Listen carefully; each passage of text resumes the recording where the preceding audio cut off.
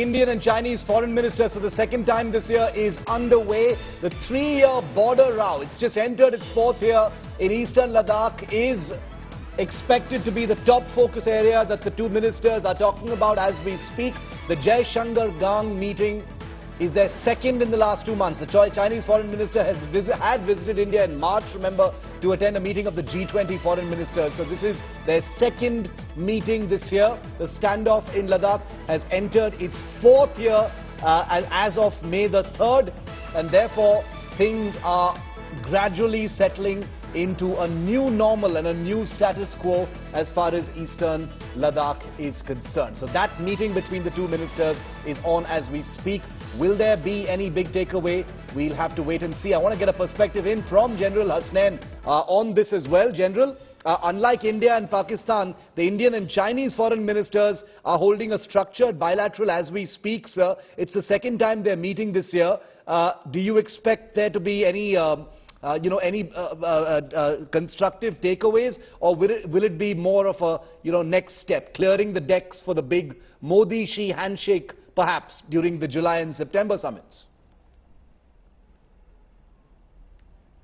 Well, I agree entirely with what you said at the last in your intervention, setting the stage for the big summit in July and later. That is exactly what this meeting is going to be all about. Otherwise, I consider that this will be just a flow over from the defense ministers meeting. In fact, all eyes on the defense ministers meeting. It took away the sheen from the foreign ministers meeting to a great extent as far as the Indo-China, the Sino-India bilateral is concerned.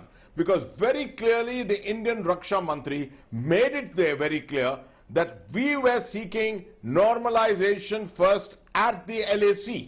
The normalization at the LAC has to precede any normalization of relations otherwise with China. This is exactly what our very astute foreign minister has also been stating. He said it as a G20 bilateral. He's going to say it now in no uncertain terms.